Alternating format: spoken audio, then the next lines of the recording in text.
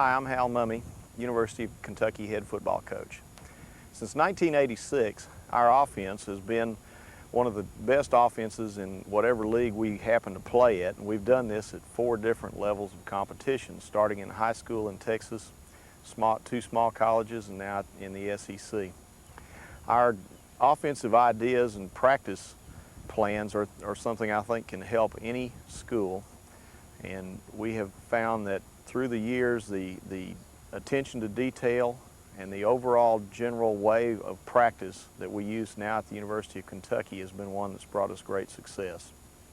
Our offensive coordinator, Mike Leach, has put together this video along with the help of our offensive staff and our whole support staff here at the University of Kentucky, and I do hope it helps you very much. My name's Mike Leach. I'm the offensive coordinator here at the University of Kentucky. Today we're going to talk about some of the drills and techniques we use to teach our passing game. We'll emphasize the play of the quarterback, the wide receivers, the running backs, and the offensive linemen. Our practices here at Kentucky last an hour and 45 minutes, so it's important to us that we maximize our practice time. We believe that these drills allow us to get high repetitions and get as much taught in a multifaceted passing game as possible.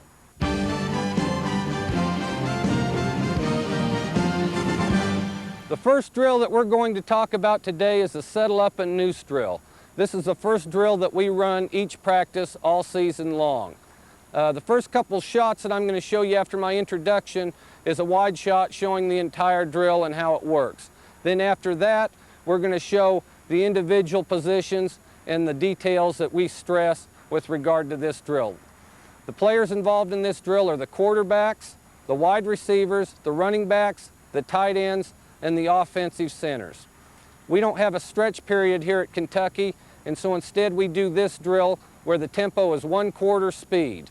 And this allows us to get the muscles warmed up at a low tempo, but also allows us to stress a great deal of detail since we're only going 1/4 speed. This shows the drill settle up and noose in its entirety. After following these shots, we're going to show the drill broken up into components of what we're doing with each position. As you can see, the receivers are going to settle up between these 2 dummies, catch the ball in the hands, turn and go straight up field.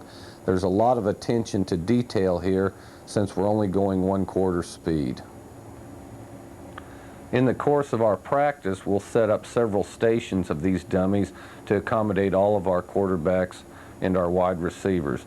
The quarterback, just like the receivers, is dropping back approximately 1/4 speed and throwing the ball in softly as he warms up his arm. We want him to put it right in the hands on the proper number as the receiver turns and goes straight up field. Here we're working on the shotgun snap. We work on shotgun snap as well as under center. Another point of emphasis in this drill is the quarterback-center exchange. Here we have Jason in a good stance, Tim in a good stance. Tim's going to put pressure so that Jason knows where to deliver the football. As you can see, Tim is relatively back so that he can receive the ball, he can see downfield, and then he can immediately get the ball up in a throwing position. Tim's stance, he has his feet narrow so that he can get a big first step, back straight, head up, ready to go. Now we're going to go step by step on the exchange. All right, go ahead, 1 step at a time.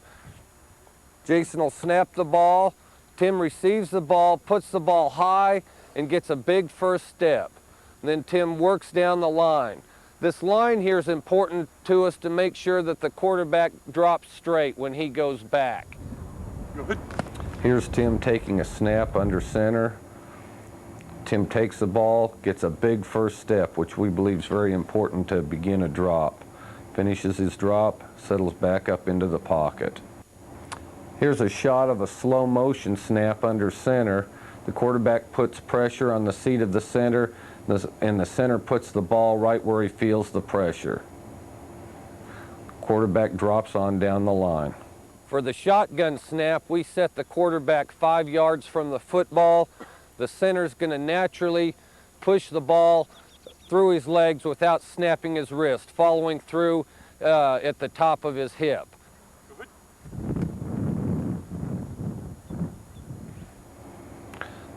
Another good snap by the center. The quarterback drops back a couple steps and then once again steps back up into the pocket. Here's a slow motion shot of a shotgun snap.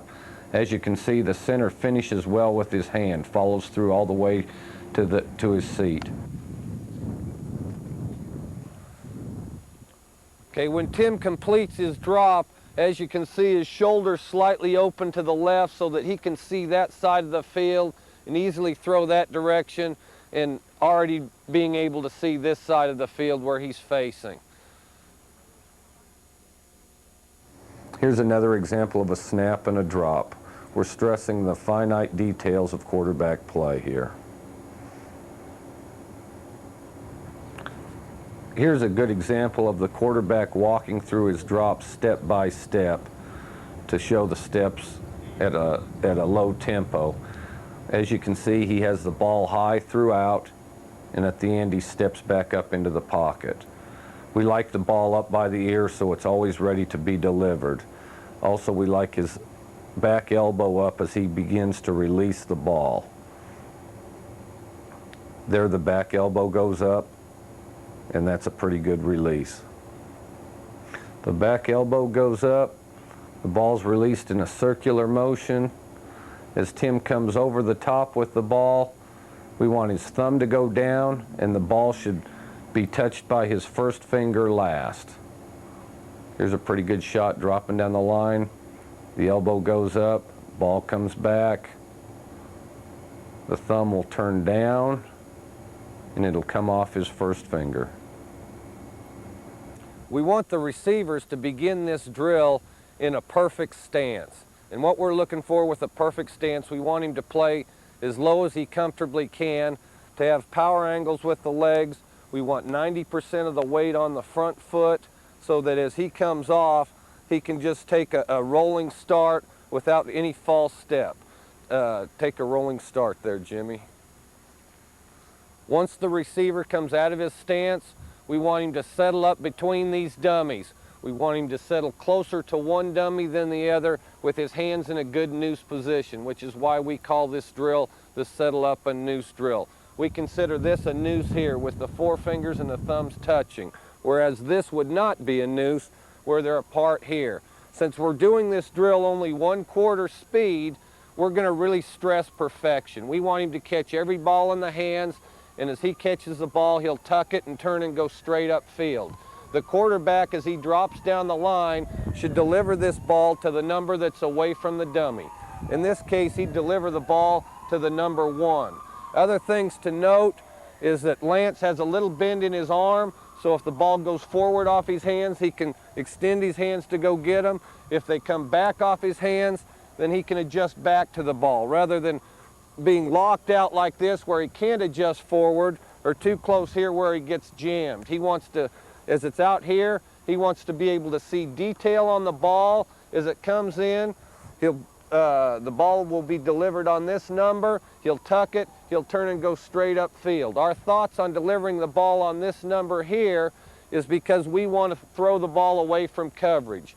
We think of these dummies as coverage people. And then in the course of the game, we want the ball to be caught and to turn away from the nearest coverage man and to go immediately upfield. It's crucial that he take an immediate step upfield without any wasted motion so that he explodes on the defensive back upfield, hopefully causing the DB to hesitate and we get extra yards after the catch. The slow tempo of this drill allows us to warm up our muscles doing football skills. Here's a good example of Jimmy Robinson. Now here's Lance Mickelson. He settles closer to one dummy than the other. Quarterback delivers the ball on the number 1 and he turns and goes straight upfield. Good stance. Catches the ball in his hands, goes straight upfield. The other thing the tempo allows us to do is really stress detail and technique. We now have a couple of game clips that illustrate some of the things that we're trying to teach in the settle up and noose drill. Here's an example of catching it in the hands, turning and going straight upfield and getting yards after the catch.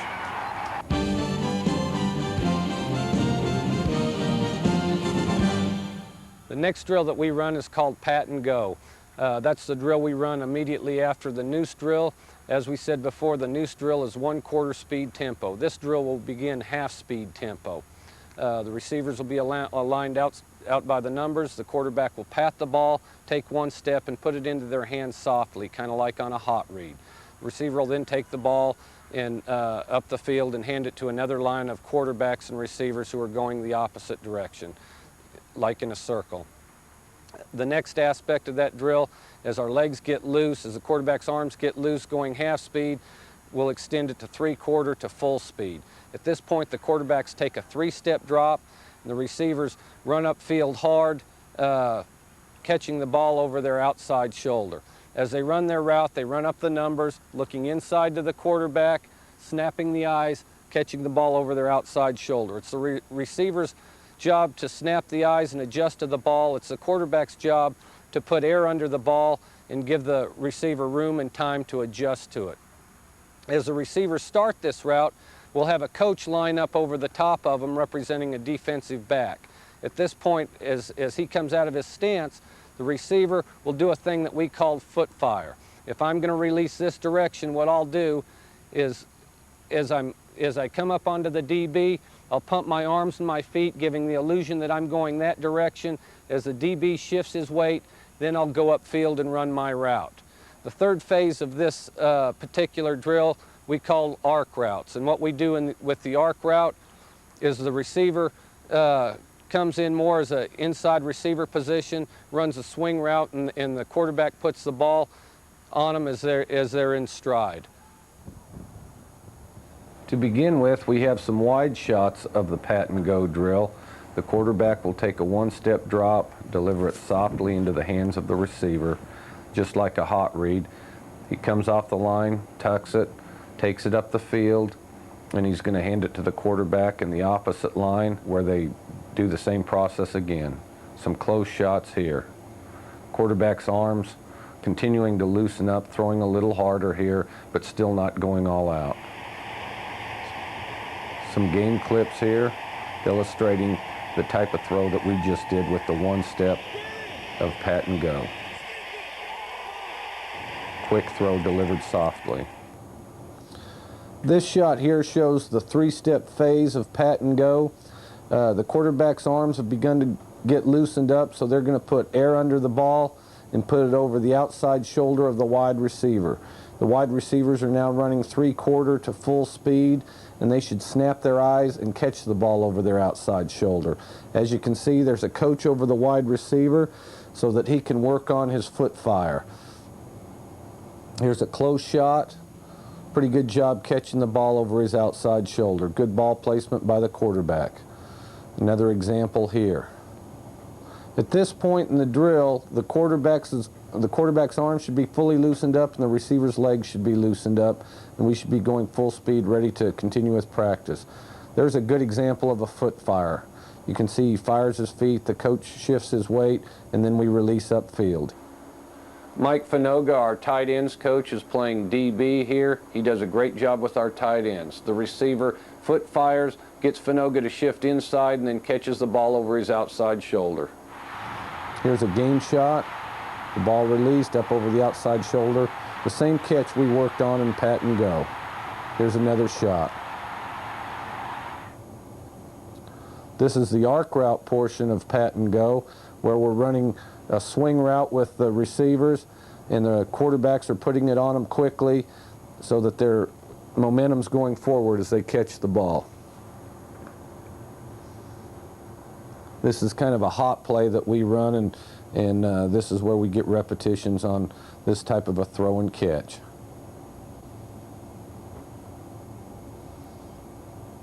Good catch, go straight upfield. Here's some game shots of that. Not always a big gain, but kind of an equalizer, forcing the defense to cover up all the receivers.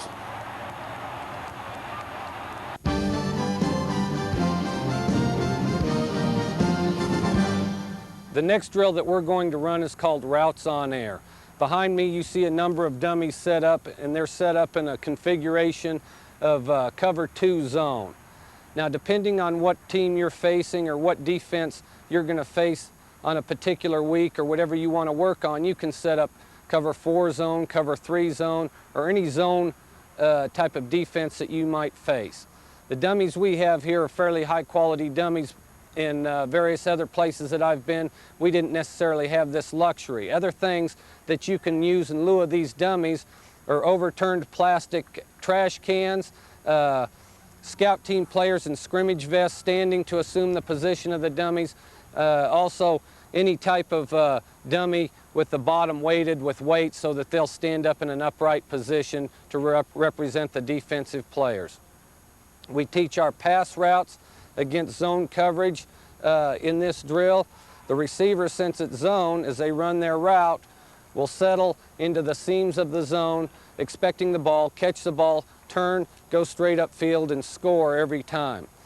We like this drill because it gives us a high number of repetitions and also works on the quarterback reads. In addition to the receivers running their various routes, we'll have 5 quarterbacks set up here who will each drop back and each throw a ball to a different receiver. In doing this, the quarterbacks will work on their reads.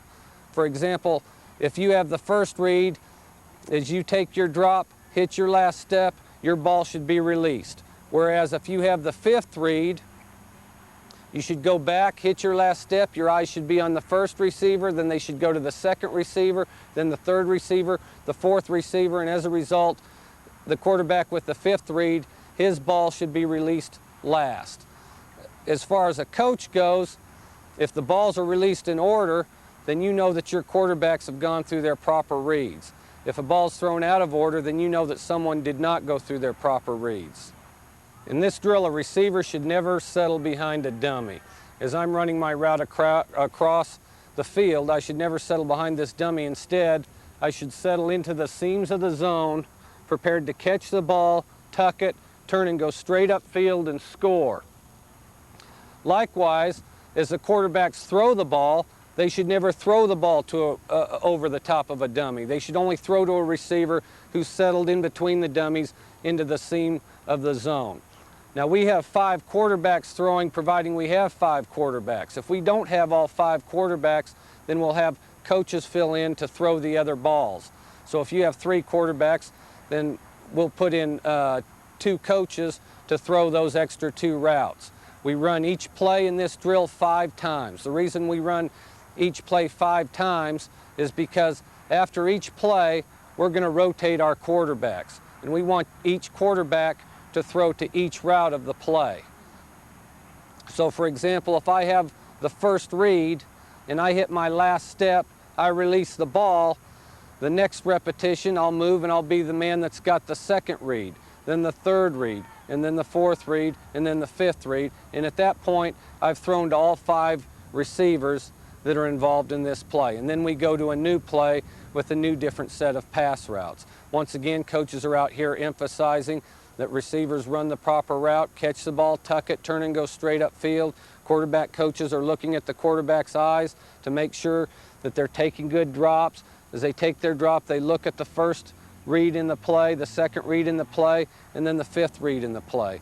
Even if I have the first read in a particular play, I'll drop back, I'll hit my last step, release the ball because I have the first read, but then my eyes should go to the second read, the third read, the fourth read, the 5th read, so that I'm practicing what needs to be done in the course of reading a pass play. Say, for example, I have the 5th read. I'll drop back to pass. When I hit my last step, my eyes are on the first read, then they go to the second read, go to the third read, go to the fourth read, and then I release the ball to the 5th read. As a result, if I have the first read, that ball should be released first. 5th read should be released last. This is a good shot of how we set up routes on air. As you can see, there's 5 quarterbacks dropping back, all 5 receivers running the routes of the play. Once they catch the ball, they turn and go straight upfield and score. The quarterbacks, after they throw the first play, will rotate so that they're throwing to a different receiver each time. As you can see, the quarterbacks are kind of side by side, playing relatively tight, which isn't all bad either because quarterbacks have to throw from relatively tight quarters. The other thing is they drop back, as I emphasized in the introduction, they should be going through their reads. Here's a pretty good shot. You see the receivers settle in the zones and then all turn up field and score. Behind the receivers are the other receivers at the various positions waiting for their turn to go. We get rapid repetitions, and every receiver catches a ball, every quarterback throws a ball. Here you can see the quarterbacks throwing the balls at different times depending on which read they have, whether they have the first read, second read, third read, fourth read, or fifth read. There's a receiver catching the ball, settled up in the zone. He goes upfield. This next shot, it's going to show the receiver settle, kind of a tight shot. He settles, catches it, and we get high repetitions. We can get through all our passing game in about 15 minutes with this drill. Here we have an example of a receiver settling in the zone. You can see him settle in the zone. He receives the ball, turns and goes upfield. Tim's getting ready to take the snap. He's got the first read, so the ball should be released as soon as he hits his last step. Matt has the fifth read, so he'll go through all his reads before he releases the ball. Here's a shot of our receiver doing a good job settling in the zone, turning and going straight upfield.